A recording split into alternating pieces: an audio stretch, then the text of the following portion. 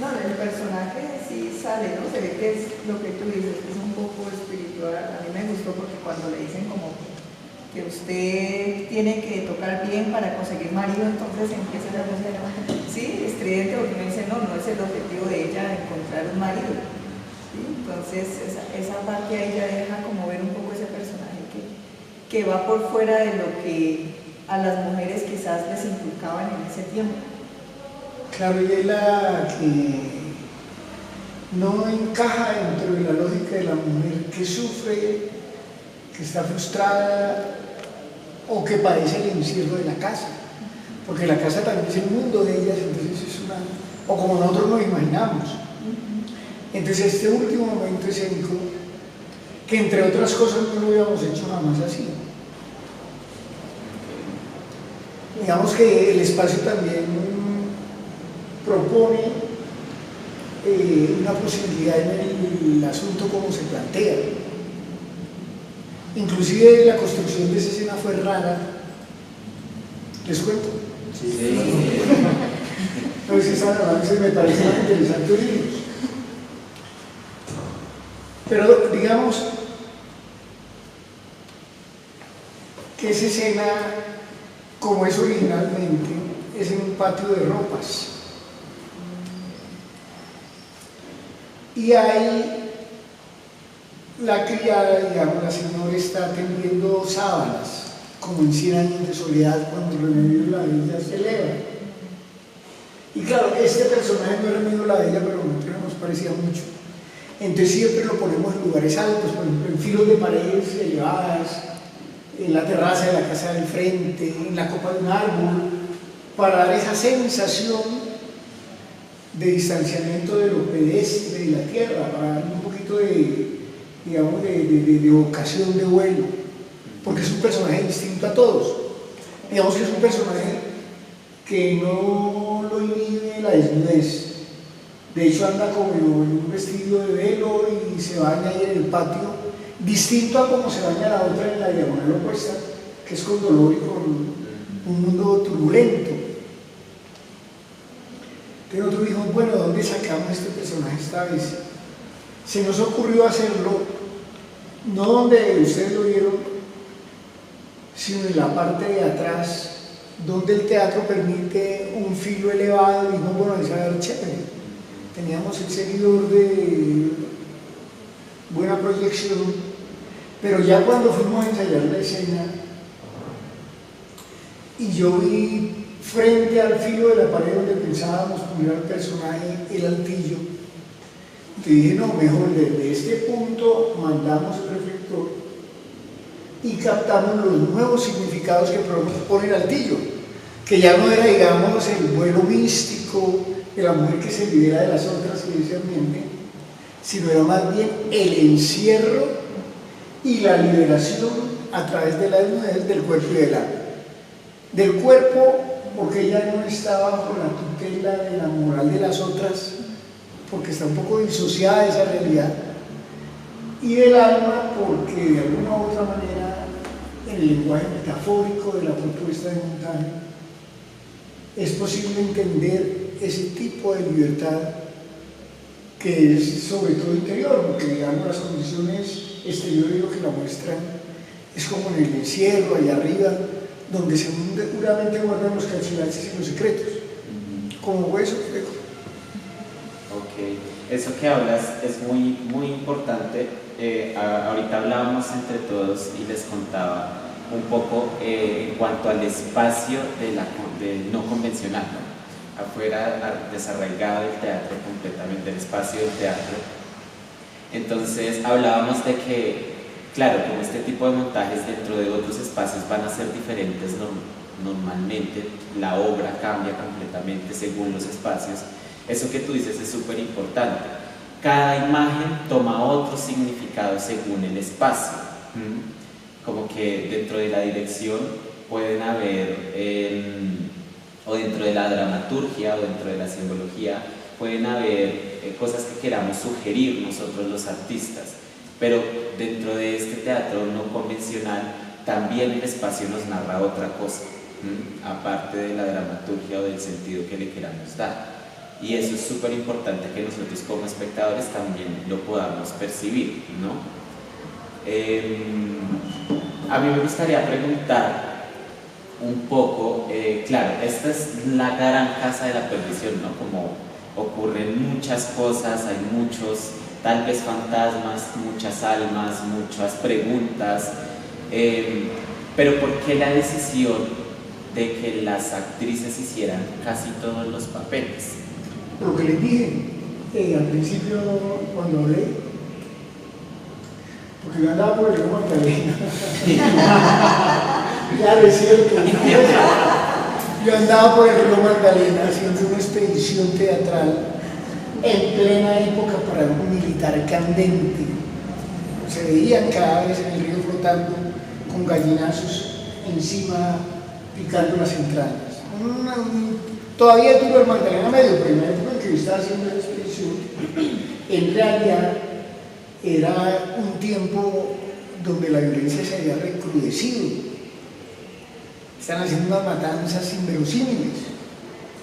Y yo iba navegando por el río, presentando obras de teatro y haciendo unos talleres, porque ese proyecto lo apoyaba el Ministerio de Cultura, se llama la Expedición Sensorial por el Magdalena Medio. Magdalena Medio agarra en Puerto Boyacá y se va hasta el sur de Bolívar, sur del Cesar. Nosotros parábamos en ciertos sitios, ahí se reunía la gente que hace teatro en los municipios del entorno, se hacía un taller, se trabajaba, fueron varios pasos. Asombrosamente, en todos los lugares de Colombia, en algún punto, hay alguien a quien le gusta el teatro o quiere hacer teatro.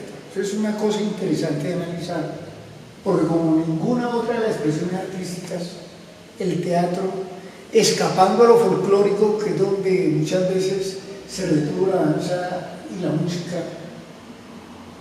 pues se convirtió como en un lenguaje para decir lo que de otra manera no se podía manifestar. Y aunque no hay teatro profesional en todas partes, casi siempre es teatro aficionado de comunidad, en todas partes hay gente que hay teatro. Yo me sorprendí en muchos viajes que he hecho por el país, pero sobre todo en esa expedición, porque en Magdalena Medio, la violencia, los problemas. Lo que yo les decía, en Puerto del Río llegó Magda con un grupo de teatro campesino que bajaban por allá de Simacota, por donde mataron a Camilo Torres, una montaña latenaz también, mucho conflicto armado. Y a mí me sorprendió una muchacha tan bonita, jovencita, bajando con un grupo de campesinos porque tenían un grupo de teatro en la vereda. Me parece rarísimo, muy raro para mi sensibilidad en ese ambiente. Y pues ella se pegó a hacer teatro y a participar de la expedición y del trabajo, porque ella ya hacía teatro, pero de manera silvestre, que ella aprendía técnica. Luego, como les dije ayer, en Gamarra es el sur del Cesar, pues se inundó el río. Mucho el río crecía así de un invierno. Entonces está el pueblo y alrededor del pueblo hay 5 ciénagas. Y cuando el río crece, inunda la ciénaga y entonces el pueblo vuelve una isla. De ahí quedamos aislados. ¿Sí? Y ahí nadie se podía mover porque no había cómo, y porque los paramilitares tenían enclave ahí en ese lugar. Y dijeron, bueno, aquí nadie se mueve hasta que no se resuelve un tema de invierno y seguridad. En fin. Obligatoriamente quedamos ahí bloqueados por el río. No es mentira, no es cierto. ¿Qué estaba haciendo yo teatro? Había un poco de gente conmigo que estaban tomando el taller y que llegaban a los pueblos, eso estaba ya organizado, a tomar talleres. Ahí llegó Rocío, que es la hermana de Magda. Ella no estaba en la montaña de Simacota, sino estaba trabajando por ahí en Tamalameque, donde la llorona loca. Y para llegar al taller, en la misma inundación, había tenido que superar la rotura de los diques de ese pueblo, que también se ha inundado. Pero ella llegó, les gusta el teatro, son hermanas, solo que una trabajaba al sur del Cesar y la otra en las montañas de Santander. Y ahí se encontraron, y nos encontramos, entonces nosotros haciendo el taller, y empezaron a pasar las horas y la inundación, y no había para dónde moverse.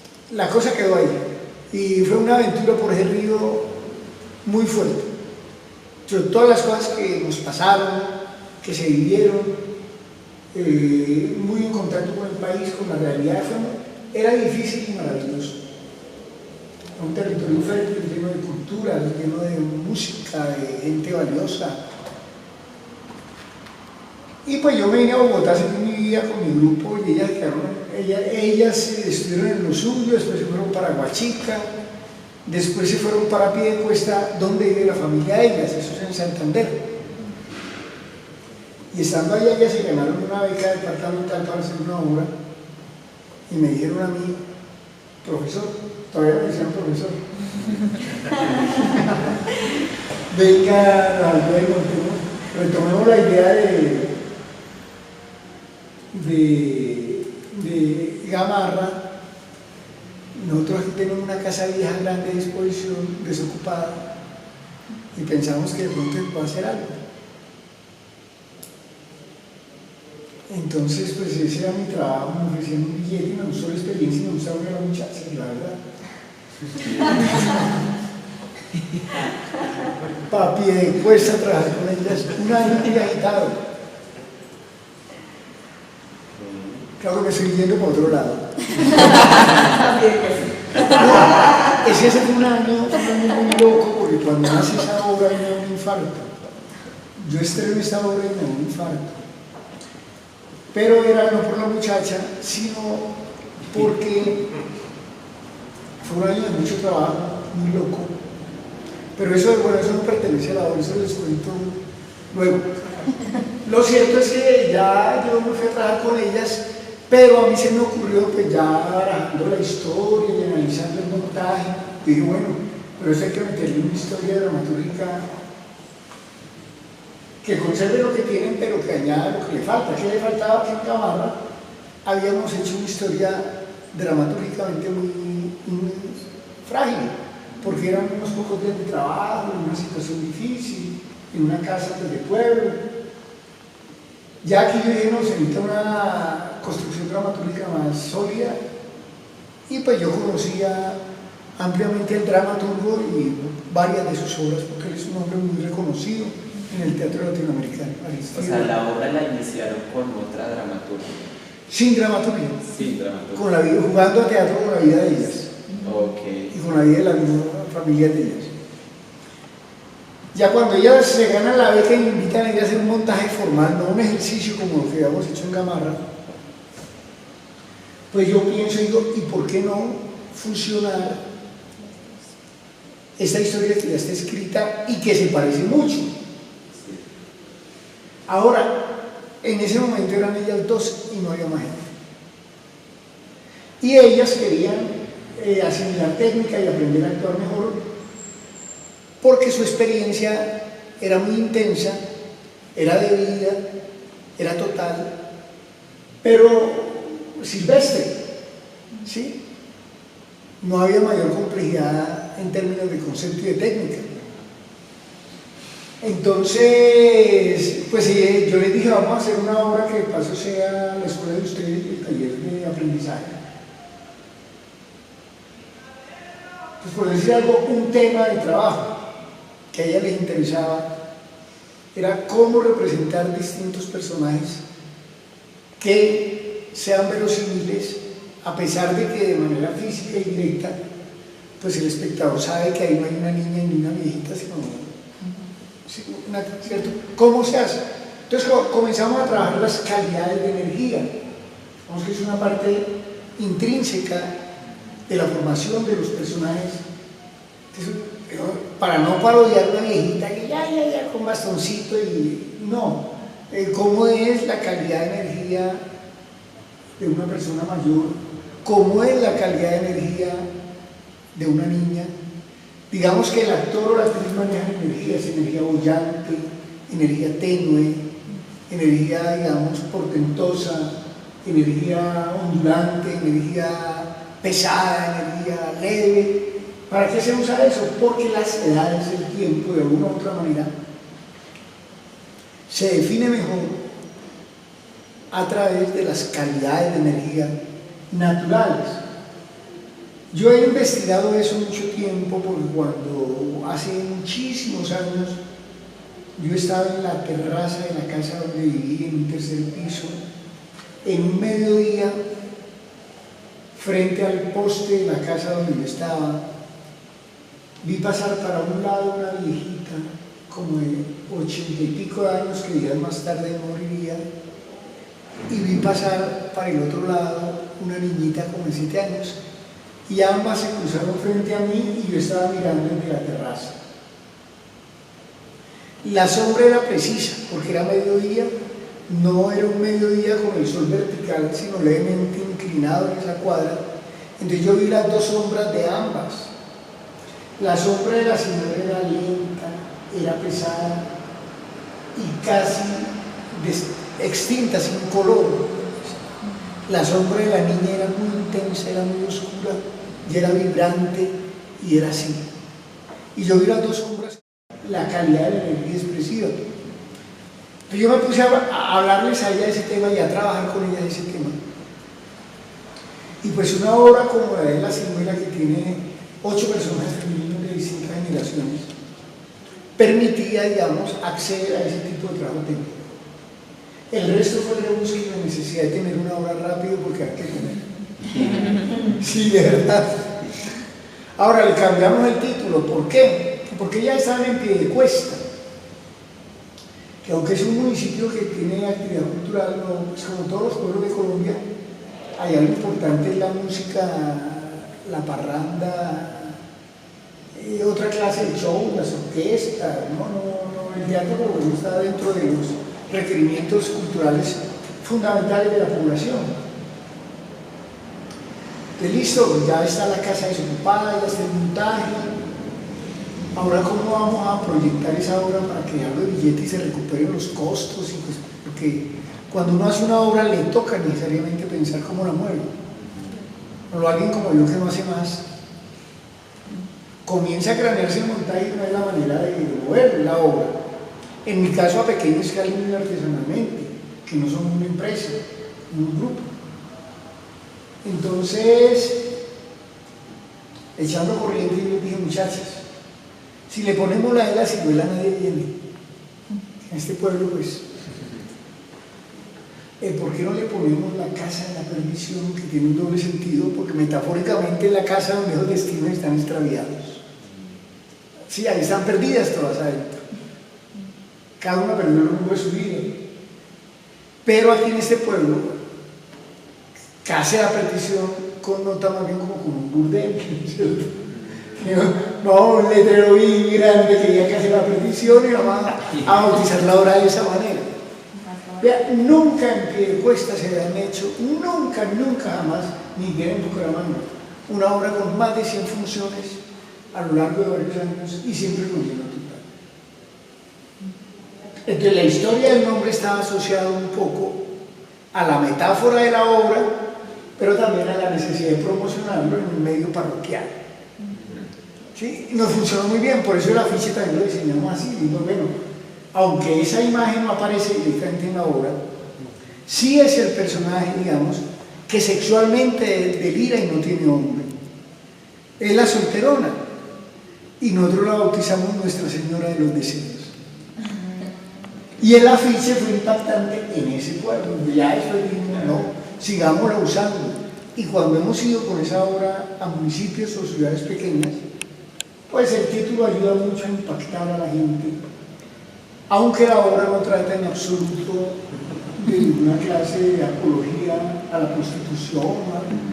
Pero la gente se confunde y se motiva, ¿no? Les como última función, ¿no?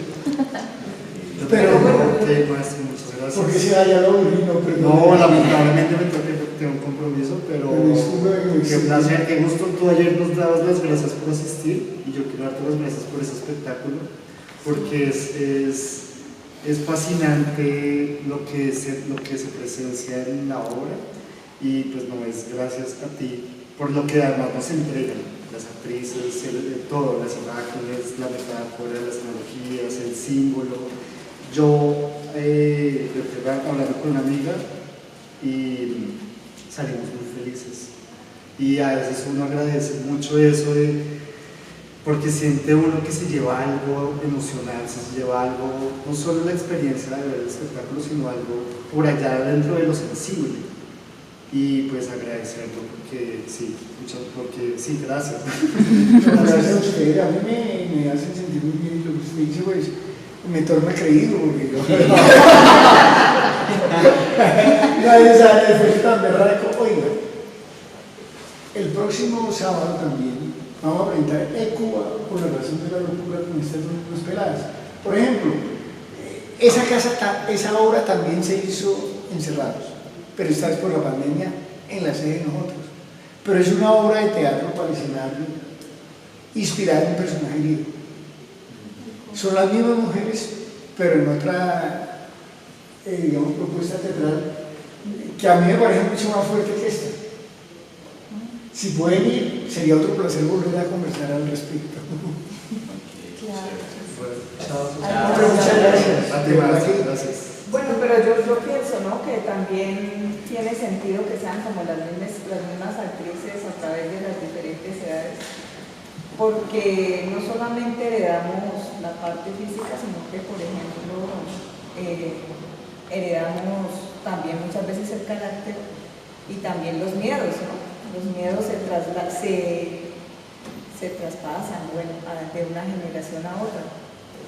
Entonces pienso que ahí también tiene como coherencia de que sean las mismas actrices. Sí, es cierto, muchas gracias. Yo creo que, inclusive, fíjense que son raros los procesos de montar obras de autorreferencia. Son raros, porque fíjense, creando los personajes uno a uno y estableciendo vínculos entre ellos, pues, para que tuviera lógica y coherencia todo. En los ejercicios que hacíamos, que yo le llamo de regresión, no desde el punto de vista psicoterapéutico, sino desde el punto de vista dramático, para volver a ciertos estados de la sensibilidad.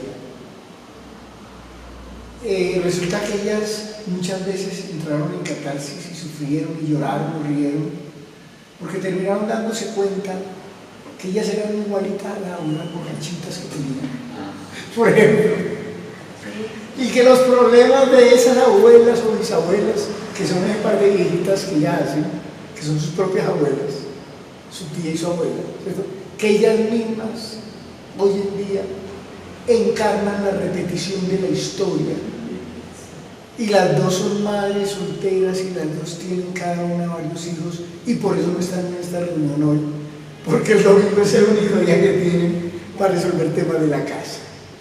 Pero si me entienden, desde pronto la vida de ellas y la vida de los personajes terminó conjugándose en una historia disparatada.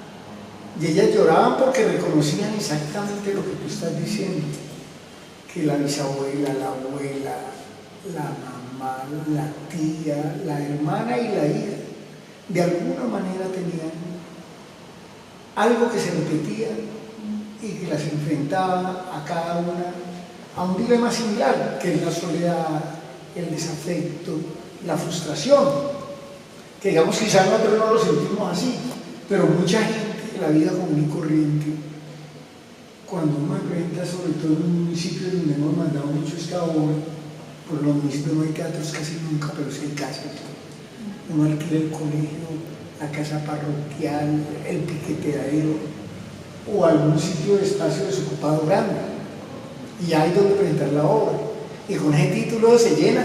Uno sabe con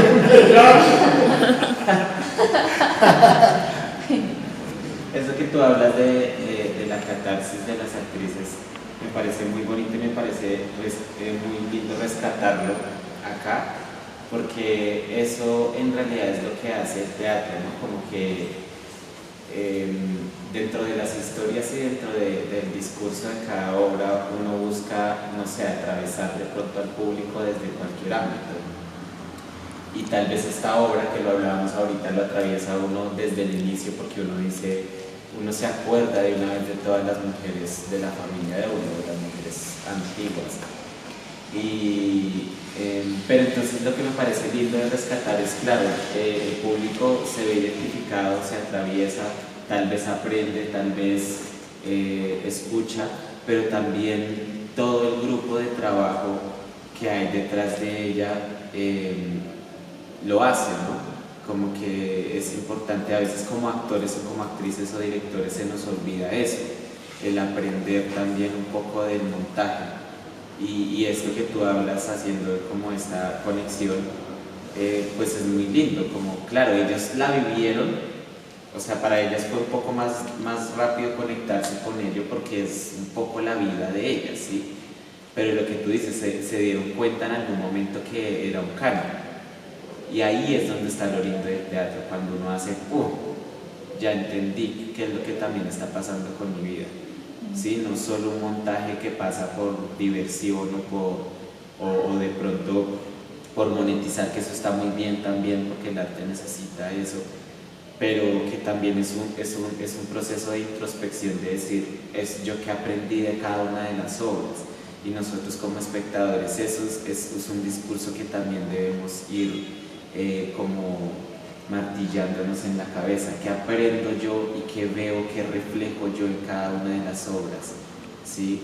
Como que no sea el típico espectáculo de teatro de ahorita que es solo para divertir, que también está bien, o sea, es válido, pero este tipo de obras que son tan potentes en cuanto a discurso, me parece que es muy importante hacerse esas preguntas cada vez que uno va a teatro.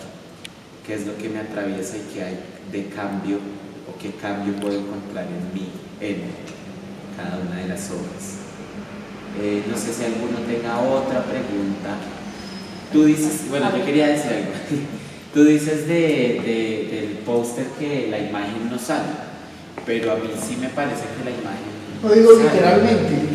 Sí, sale cuando ella se baña. Claro, sí, es esa imagen. Pero ahí, por ejemplo, le agregamos la manzana. Ajá. Eso es un subliminal, ¿sí?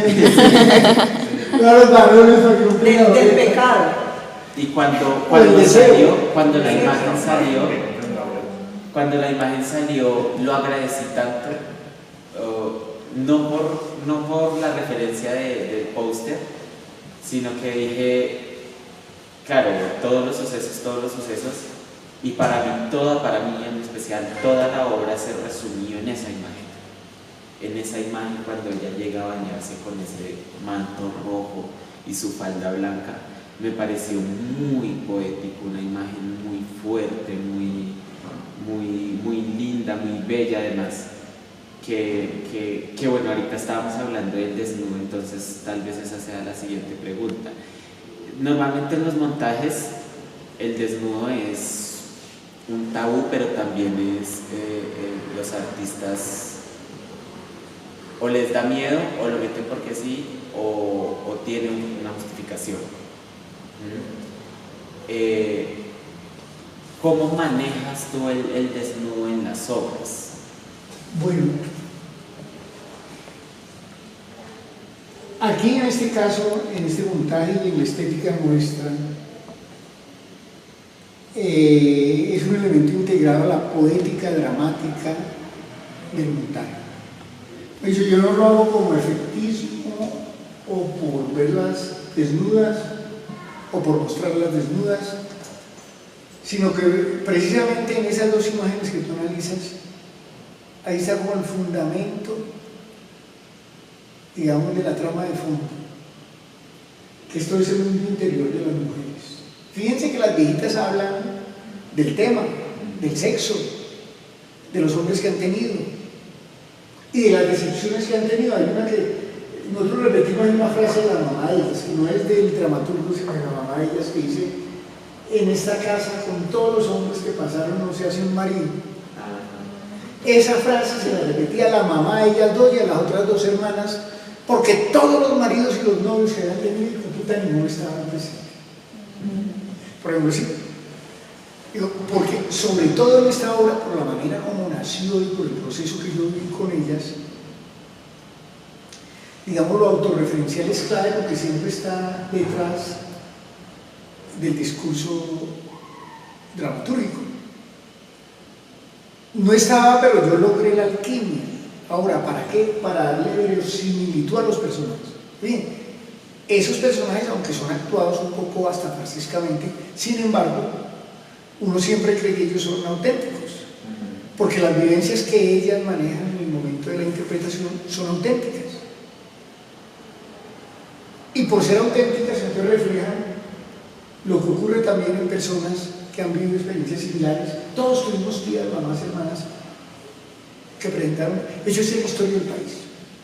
Este es un país así, de doble moral, de la desnudez ahí en ese caso. Desarrolla por un lado el elemento erótico que todas las generaciones de esas mujeres manifiestan, pero por el otro lado habla exactamente de la desnudez.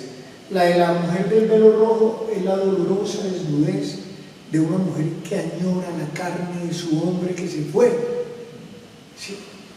Y a medianoche se desespera y se baña, trata de calmarse los calores. Ahora, ¿por qué sale esa imagen? Porque precisamente estando en un pueblo vecino, no ya en Gamarra, sino en Agua Chica, yo una vez me pillé a medianoche a una de ellas bañándose con el agua fría de la alberca y me di cuenta que estaba refrescando los intensos calores del verano sexual que ella no había podido desfogar, quién sabe hacia cuánto tiempo. Porque cuando un hombre se va de la vida de una mujer, le deja un vacío y un desierto que se prolonga en el tiempo. Yo la vi a una de ellas bañándose con agua fría, claro, Agua Chica también una temperatura infernal, pero para mí era una imagen, una metáfora. Entonces, claro, a la hora de hacer la obra, en cierto modo, uno también como que acrisola información tanto formal como de otro orden, sobre todo cuando se hacen montajes como me ha tocado a mí casi siempre, que es con tiempos limitados y aprovechando todo lo que hay. Claro, porque es la verdad, eso también tiene que ver dentro del proceso creativo. Yo tenía dos mujeres y una casa, venga, quieren un montaje, aquí lo tienen. Claro, no es tan fácil, implica comprender la espacialidad y los discursos subyacentes, como el del erotismo, el de la doble moral o el de la desnudez del cuerpo y del alma. Ahora, indudablemente, en mi caso, el propósito no es divertir únicamente, sino sobre todo perturbar a los espectadores. Perturbar a los espectadores y antes de eso, para lograrlo, perturbar a las actrices en este caso. Pero perturbarlas no en el sentido de desequilibrarlas o crearles más confusión, sino en el sentido de que puedan moverse elementos de la construcción psicológica y sensible suficientes para tener acceso a eso que el teatro nos muestra, o el arte o la poesía, que son mundos donde podemos mirar sin obstáculos la condición interior de las personas y sus enrevesados laberintos psicológicos. Es como yo lo veo. Ahora, para mí hacer algo así es muy divertido, y para ella yo creo que fue sanador en el sentido que es terapéutico. Hay ejercicios de construcción de personajes, donde uno lo que hace primero, para utilizar un término contemporáneo, es deconstruir el esquema psicológico del actor o la actriz. Deconstruirlo no es destruirlo, es poder desarmarlo y apreciar sus partes para comprender la integridad del todo. Son ejercicios para armar personajes. Y pues, fíjense cómo sería la experiencia que se quedaron conmigo, ya llevan muchos de años, más de 10 años. Y efectivamente, pues ha sido una aventura teatral porque ya tenemos otras obras distintas que no son autorreferenciales. Aunque el teatro para mí siempre será, a la hora de la creación, autorreferencial. No, digamos que la idea de la literatura de la que hablaba Hemingway cuando se refería a la estructura de un relato, decía, un relato literario, narrativo, es como un iceberg. Esa es una imagen bastante famosa. Para que se vea una novena parte, la puntica flotando sobre el agua, hay que tener 8 novenas partes sumergidas. El teatro es la misma vaina. La puesta en escena muestra lo que oculta. Y lo que oculta es ese mundo de exploración que incluye la vida personal, pero que incluye también la vida cultural, la vida social, la vida conceptual, las apreciaciones formales que se hacen. Todo eso, la investigación y el experimento están debajo, para lograr en la puesta en escena lo que el público ve, pero para que lo que el público ve posea la virtud del estremecimiento y la reflexión, pues tiene que darse un mundo más complejo que lo soporte. Creo que esta obra habla bien de esa parte. Me encantaría, no es por hacer propaganda, aunque siempre la hago, que vean la otra obra con ellas dos, porque es diametralmente opuesta, pero ahí ya se ve para qué les sirve la técnica que aprendieron con esta. Como digo, esta obra fue un proyecto de ellas que las llevó a renunciar a sus vidas y a trasladar todos los términos en los que hasta ese momento se habían movido, porque se apasionaron por el teatro y se les ocurrió que yo podía entregarles lo que ellas buscaban. Ya no sé cómo quitármelas. Yo te voy a preguntar sobre una escena en particular que todavía no acabo de entender. Es cuando están las abuelas, bueno, hablando que se conoce que estaba enterada como del romance que tenía la hermana con el esposo, Sí. con el tímido. Entonces, hay una escena en la que se entra la hermana a la habitación, suenan unos gemidos de placer, creo yo, y acá la otra está, sí, como haciendo el sonido también con las sillas. Yo no sé si se estaba masturbando o si era una referencia a una escena con Alfonsino. Mira, es posible que yo no haya sido suficientemente hábil para aclarar la escena, pero ¿cómo es originalmente la escena? Están las dos hermanas ya setentonas hablando y se confiesan lo que ya sabían, y es que el marido de una se acostaba con la otra. Y que me estoy dando de rencores a una tan berraca. Entonces, lo que intentamos, no sé si lo logramos. Bueno, antes contratábamos un extra, le decíamos a algún amigo que nos sirviera extra, porque era como un flashback, era como un recuerdo. Entonces, claro, la que está moviendo la silla está furiosa y fue como la manera que encontramos, porque fíjese la cosa, es que claro, el público no tiene por qué leer eso porque no es evidente, pero esas dos mecedoras y ese columpio son de las abuelas de ellas. ¿Sí?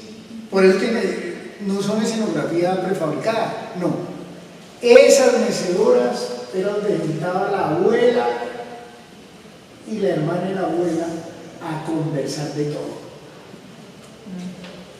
Entonces, cuando ella la mueve así, para nosotros es una forma como de agitar el recuerdo. Y lo de atrás es como un flashback. Es como la confesión de la infidelidad detrás de una puerta. Pero es posible que eso no haya quedado tan claro, sino apenas alusivo. Porque no se ve el cambio de edad o porque algo, o quizá en otras partes le metemos al cuarto una luz distinta. Pero pues uno se equivoca bastante y eso. Pero un poco alude a eso, digamos al demonio erótico que siempre está en una casa de mujeres.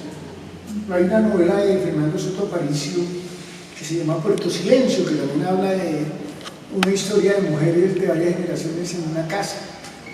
Y es como si fuera infaltable el tema del asunto sexual, ¿no? Que está ahí como... Sobre todo porque es una época, esto está ubicado, digamos, en el siglo pasado, a mediados del siglo XX, pues es una época donde la moral pesa mucho, ¿no? Y crea problemas psicológicos graves. Sino que hay también otros simbolismos de la cadena, ¿no? Pues como yo lo entendí, la religión también, ¿no? O sea, cómo pesa la religión. Pues yo como lo interpreté fue así, esa cadena y que era como el rosario que rezaba. Sí, esa es la intención. No, porque la otra también está rezando ahí con la flor en la mano. Y mire cómo, es que es loco porque, digamos, todo el lenguaje yo intenté que fuera metafórico, porque cuando la niña encuentra la que dice, encontré el secreto de la tía Jacinta, la otra dice, no vaya. ¿Por qué? Porque ese es el secreto, que no lo... ¿Cuál es el secreto? Que ella quería ser monja, se enamoró del cura confesor Imagínense la torre, y se quedó solterona sufriendo y no fue ni monja ni esposa. Y eso es la cadena, esa moral. Por eso luego la lleva acá, ese es el pensamiento, ¿no? No es la corona, no es la diadema, es el peso férreo de esa, digamos, mentalidad clerical y moralista de la religión en el comportamiento de la gente. Claro, es lo que yo me imagino y lo que yo sé para transmitir lo que se puede entender de manera ambigua, como cuando se lee una poesía de forma personal, ¿no? Pero sí alude a eso y acude al rosario y alude al peso y a toda esa angustia que produce precisamente el estigma del pecado original. Porque es eso, ¿no? Es asumir la vida y el erotismo con dolor, con sufrimiento, con complejo de culpa. Eso es lo que nosotros queremos expresar en esa escena, ¿no? Ahorita nos preguntábamos, que de hecho lo mencionaba Haas, y nos hacíamos la pregunta que claro, como el montaje está pensado para espacios no convencionales, ¿cómo es ese proceso que ustedes tienen al momento pues, de llegar a un espacio nuevo para poder adaptar como todas las imágenes, cómo pensar un poco desde dónde sale cada una de las actrices y bueno, como que todo este proceso?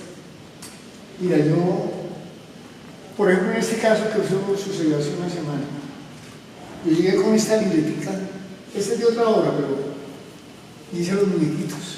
Bueno, yo me pillé. La obra tiene una sucesión de escenas posibles que se pueden manejar a veces como piezas de rompecabezas. Cada sitio es distintísimo y esta obra ha presentado en muchos sitios todos diferentes. ¿Qué se necesita en lo básico? 2 puertas de una misma casa para la habitación de cada una de las mujeres. ¿Qué se necesita? Se necesitan 2 o 3 ventanas. Se necesita un espacio cercano para hacer el velorio. A veces es solo un cuarto, la gente mira desde la ventana de afuera. Como que hay unos puntos posibles, que lo que yo hago es llegar a cada espacio y estudiarlo. Tomo nota, puerta, ventana, escalera, marquesina, altillo, llave de agua, hago un inventario como de perito de inmobiliaria. Claro, a veces por ejemplo si hay un baño bacano, los sonidos del excusado, aquí no tenemos un baño, que a veces hacemos escenas secretas dentro del baño, se escucha la voz de quien reflexiona, o se escucha su pensamiento y también el desagüe, depende, cada lugar da posibilidades diferentes. Pero lo que yo hago es, primero voy yo, tomo nota, analizo los espacios, le doy un tiempo como para pensar cómo podría acomodar las escenas, luego vamos, hacemos un ensayo y la función. Ellas son muy versátiles y ellas están acostumbradas a esta dinámica. No hay mucho tiempo de ensayar porque generalmente los lugares no nos los dan con antelación, salvo cuando nos presentamos en nuestra casa en La Perseverancia, donde sí tenemos. Ahí, por ejemplo, es donde mejor sale porque ya los espacios están trabajados, premeditados, digamos. Pero el reto es que siempre en cada lugar es distinto. Una vez intentamos presentarlo en una sala y no nos salió. De verdad. No funcionó. Entonces ya quedó claro que es para una casa grande y vieja. Puede estar en ruinas o puede estar restaurada, no importa. Por ejemplo, cuando se ha presentado en casas de ruinas abandonadas, se vuelve fantasmagórico. Y la gente no sabe si las 2 viejitas están vivas o están muertas. Y ahora el lugar sí determina algo de la atmósfera y la atmósfera pues, nos da una lectura dramática también. Pero eso es lo chévere de la obra, por lo menos de esta obra, ¿no? Ha sido muy grato hacerla y disfrutarla y pues no hacerlo para defendernos. Yo insisto mucho en eso porque digamos que a veces se puede hacer teatro sin la pertinencia de ganarse la vida con lo que uno hace. Pero por ejemplo en el caso de grupos como nosotros o de directores como yo no hago más, nunca he hecho más, no sé hacer nada más. Entonces hacer una obra también tiene el riesgo de vivir de ella. Entonces uno se tiene que mover mucho, pero esta obra facilitó acceder a lugares donde no hay teatro, por ejemplo. Ahora, hay referentes en el teatro colombiano y en el teatro internacional desde hace mucho. Es decir, manejar el espacio arquitectónico no es una novedad. Pero yo sí soy especialista en esa clase de acciones porque me ha tocado muchas veces hacer puestas en escena insólitas en lugares donde no había escenario. También hacemos obras de teatro, por supuesto, para escenarios convencionales.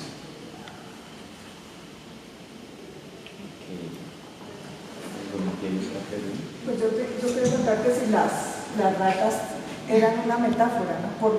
Porque, bueno, las más jóvenes tenían como esa pulsión de estar detrás de las ratas, matándolas. Y al final hay una frase que dice, Blanquita, que dice, no somos gatos, somos seres humanos, ¿no? Y la pulsión de los gatos es cazar las ratas. Entonces me quedé pensando si hay una metáfora detrás de la rata. Todo el tiempo. Incluso hay un momento en que el público lo noté que se sintió aludido. De verdad, Mauricio, no era la intención, pero yo me digo, digamos que uno va como pillándose la reacción del público. Una de las cosas, como yo ya he visto la obra tantas veces, yo ahora que la conozco bien, miro mucho la obra en la reacción del público, que es muy interesante. Y hay un momento en que el personaje de las ratas y mira el entorno, y todo el mundo como que... Ahora, todo eso es inconsciente, porque digamos que el lenguaje del teatro, digamos, es polidimensional, ¿cierto? ¿No? Uno es el entendimiento dramático, racional, directo, literal, pero otro es lo que surge, no solo por la parte metafórica de la obra, sino por la lectura personal que hace cada espectador o espectadora, y que necesariamente va a llevar no a la literalidad, sino a niveles de asociación que a veces quizás nosotros ni siquiera nos hemos imaginado. Pienso yo, ¿no? Porque de todas maneras pues, una obra de teatro es relativa y no siempre se acierta, ¿no? También hay problemas a veces que uno queda corto o los símbolos no quedan claros.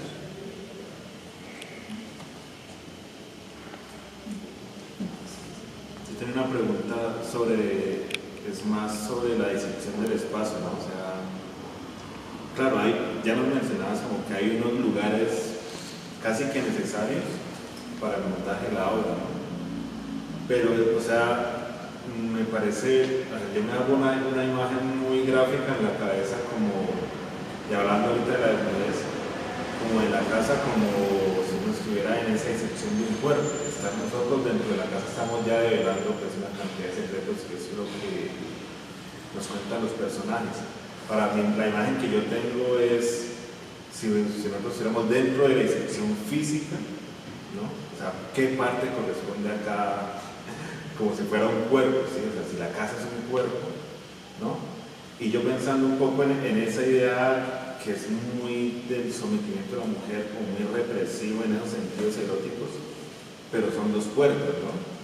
Y hay este espacio grande que uno pues pensaría es como si fuera, no sé, como una especie de estómago donde se ubica el público y donde sucede todo, ¿no? Y si uno se pone a pensar a veces eso que llaman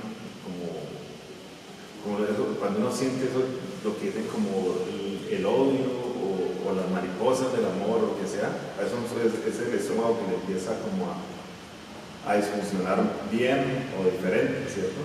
Y uno estando dentro de ese espacio, de manera, cuando yo lo hago así, como un gráfico, yo pensaría que es como ese estómago donde suceden todas esas cantidad de cosas, ¿cierto? Pero hay dos elementos acá que son esas dos puertas, ¿no? Entonces como, no sé, yo me imagino un cuerpo literal, los senos, un estómago, pero donde sucede el velorio, es el sexo de la mujer, ¿no? Y esa relación metafórica con lo que sucede en la obra, pues es complejo, ¿no? Porque justamente es lo que se está casi que coartando moralmente o se ha hecho históricamente con la mujer, ¿no? En esa moralidad allí que que se le impone, ¿no? A través de lo cultural, de lo social, de lo religioso. Yo no sé si eso tiene que ver o digamos también puede ser yo como en esa gráfica que me hago o en esa visual que me hago de la disección del espacio, ¿no?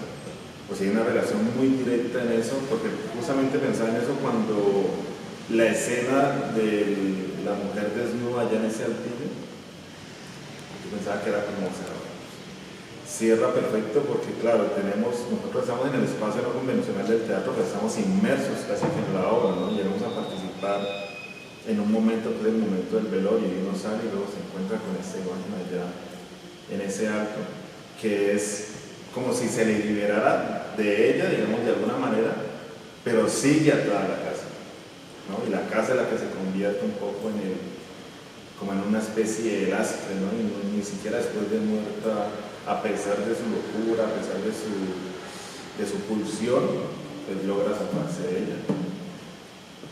No sé. No, a mí me parece muy acertado lo que usted está diciendo. Pues yo sí hay una asociación entre la casa y el cuerpo femenino, y de hecho en la tradición de las culturas inevitablemente la mujer, no solo por el patriarcado, sino porque digamos culturalmente en la sociedad la mujer es la que preserva, por ejemplo, la tradición, la lengua, algunas costumbres. El hombre, digamos, cazador o recolector, que ahí siempre va afuera y no tiene ese arraigo tan profundo, y la casa de alguna manera también es la mujer. Sí, hay edificios, pero una casa es acogedora, es una matriz, es un viento. Uno abre la casa de la mamá, cae siempre, así la haya comprado el papá. Sí. Hay algo de matriz natural, ¿no? en eso. Ahora, a ver, en las obras que yo hago, yo he hecho muchas obras en la vida, yo soy un veterano de este jaleo. Generalmente utilizo objetos, lo mínimo de los objetos, ¿cierto? Pero al objeto le saco jugo.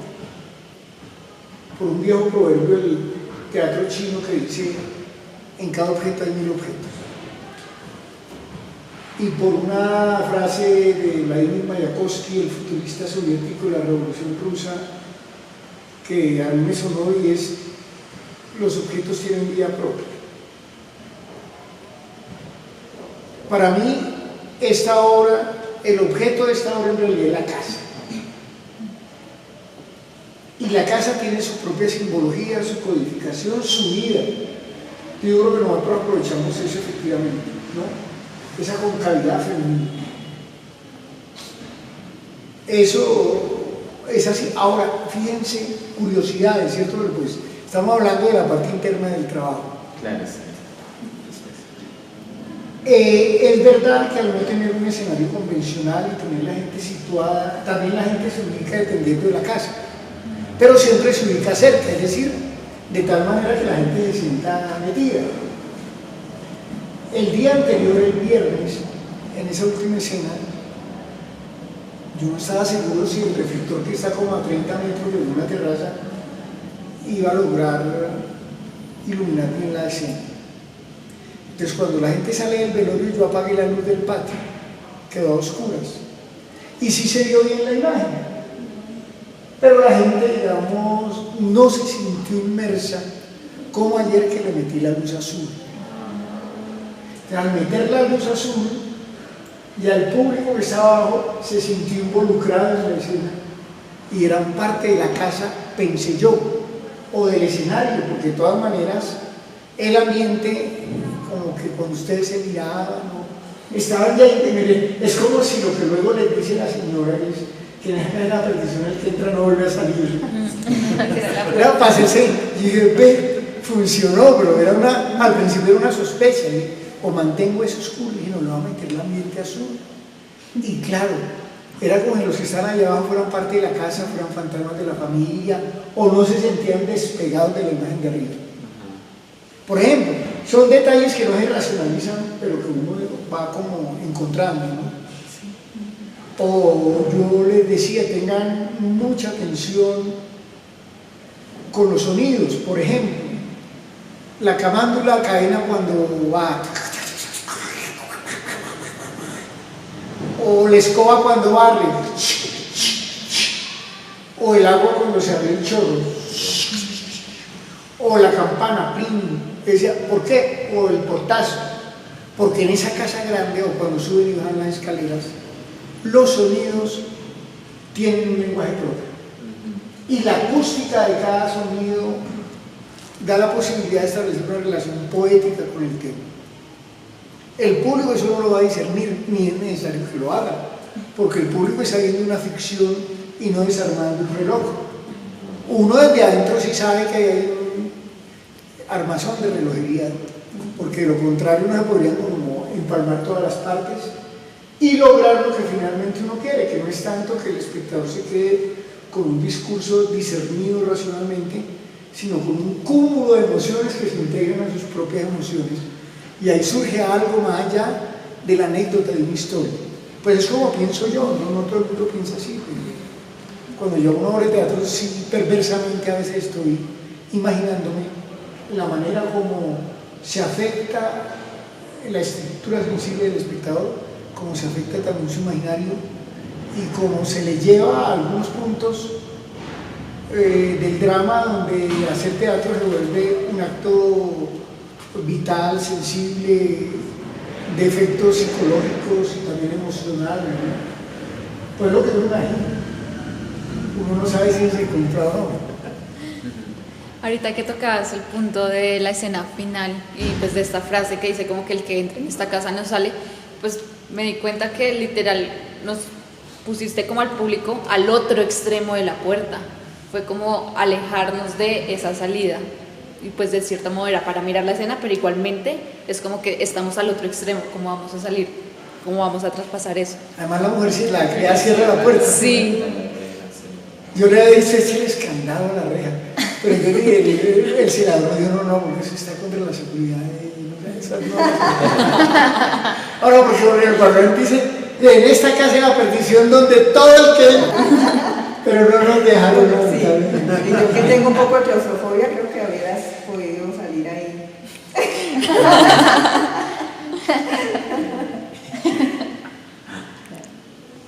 Ok, bueno, pues creo que ya se nos acabó el tiempo.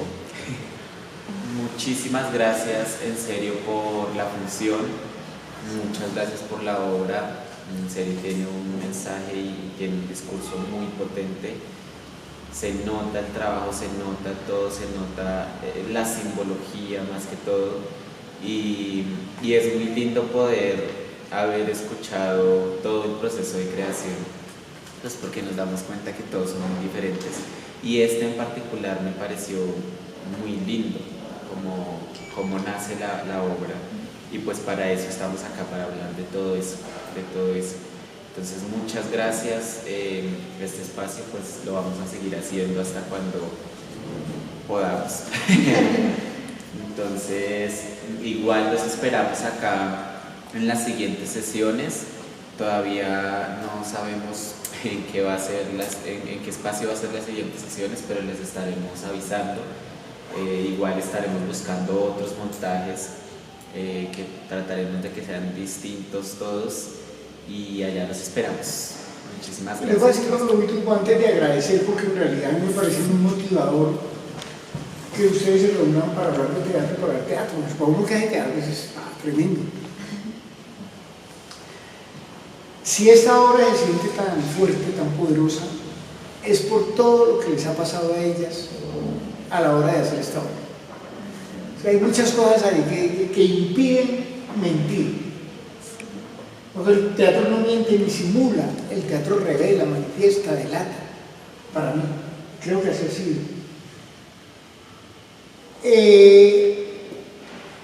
Detrás de cada obra de teatro hay mundos y hay seres humanos en combustión. Y creo que eso es inherente al arte del escenario. Como les decía, esto es una fase del proceso de formación de ellas y de la experimentación nuestra. No pretendo que vayan a ir o tengan en cuenta ECUA, pero si pueden verla, van a entender un poco mejor lo que yo les estoy hablando, porque ya, como le digo, todo lo que ellas aprenden a actuar acá, lo aplican, pero en una obra que es clásica y con un lenguaje convencional. Pero también se ve por qué el aprendizaje de la actuación es un asunto intrínsecamente relacionado con el acontecer de la vida de cada persona, de cada artista. No está desligado, no hay abismo. La clave es encontrar precisamente el vaso comunicante, el puente inevitable. Por lo más agradecidísimo, muy chévere, me ha gustado mucho acompañarlos acá. Gracias.